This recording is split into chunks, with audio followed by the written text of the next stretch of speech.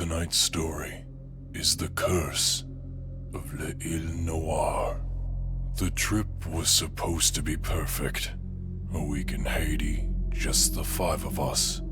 Me, my girlfriend Sarah, and our friends Marcus, Jenny, and Will. It was a chance to get away from the grind, to enjoy beaches, rum, and music. More than that, for me, it was an opportunity. The engagement ring in my bag felt like a ticking time bomb. I'd planned it all out. Sunset on the beach, Sarah in that yellow dress she loved, the waves crashing behind us as I asked the question. But as our plane descended into Port-au-Prince, I couldn't shake the unease gnawing at me, the creeping sense that something wasn't right. We stayed in a small bungalow on the outskirts of a village, surrounded by dense jungle and the distant sound of the ocean. The locals were friendly enough but kept their distance, muttering in hushed tones when we passed. Marcus, always the joker, waved it off as superstition. "They think we're cursed or something," he said, grinning. "Probably just don't like tourists." The second night, after too much rum, Marcus convinced us to check out what he called the real Haiti. He'd heard from one of the locals about an old temple deep in the jungle, abandoned, mysterious, and the site of ancient voodoo rituals. "Come on," he said, holding up a flashlight like an explorer.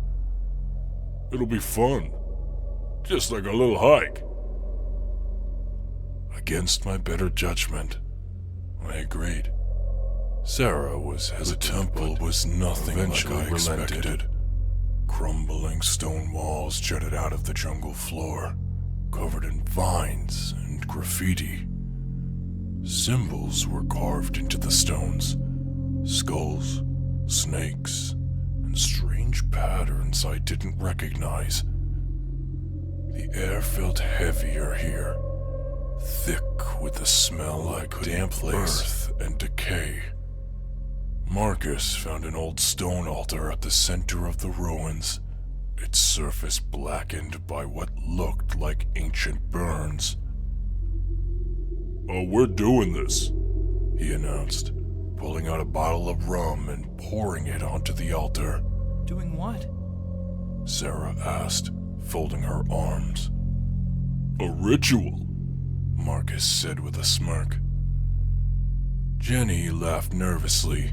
"This isn't funny, Marcus. Let's just go back to the bungalow." But Marcus was already lighting a match. The flame caught, flickering to life on the rum-soaked stone. He began to chant something, a mangled version of a Haitian prayer he must have Googled, and Jenny joined in, giggling. Will, ever the skeptic, rolled his eyes but didn't stop him. I watched, unease building in my chest. Maybe we shouldn't.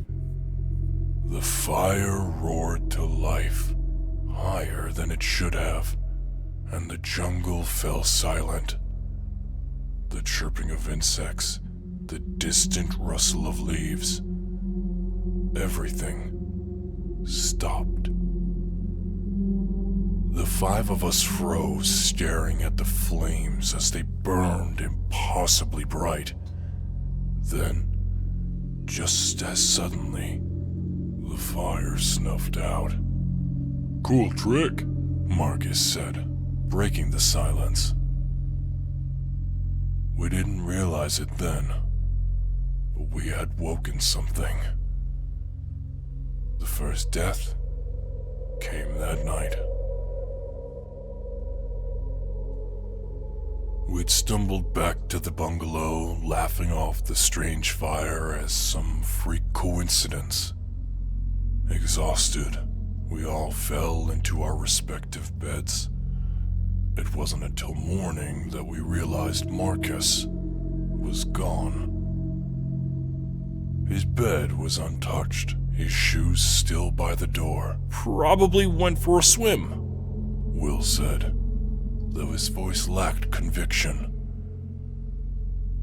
We found him in the jungle, sprawled against a tree, his throat torn open.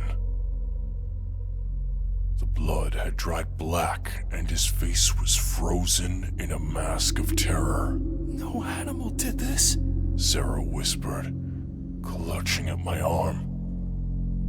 Jenny sobbed, her hands trembling as she tried to dial for help.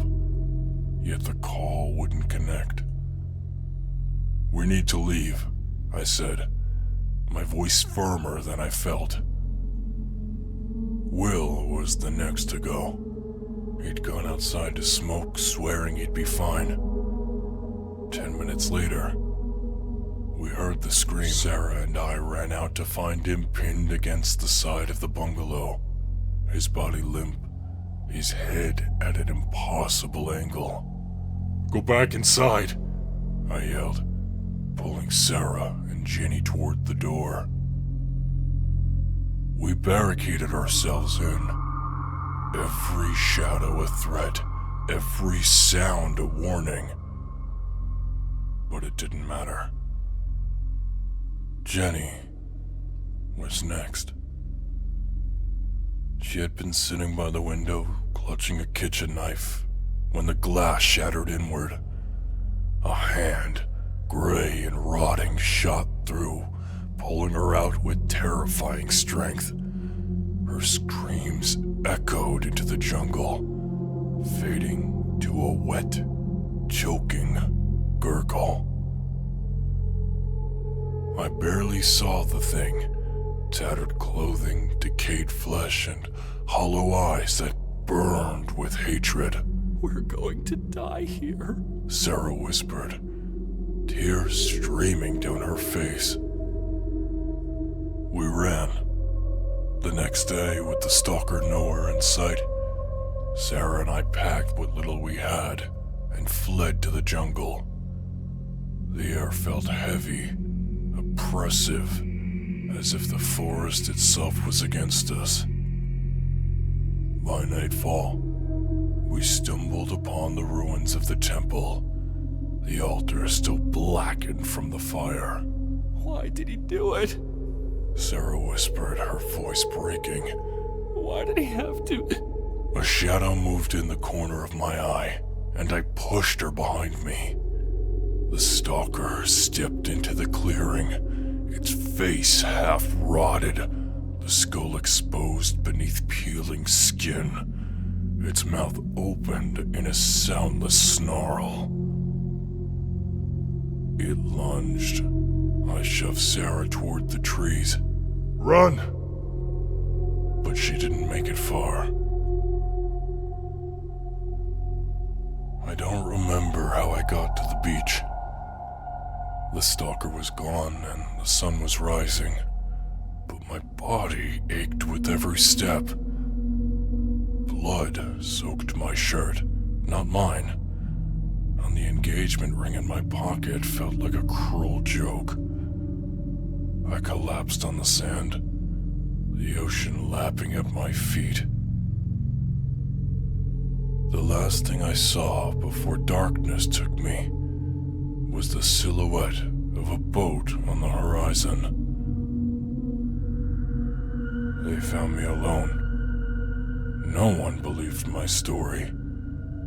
Just another tragedy, another group of tourists lost to the dangers of the jungle. But I know the truth. And sometimes, when I close my eyes, I still see it. The burning eyes, the decayed grin, the slow deliberate way it moved as it tore everything I loved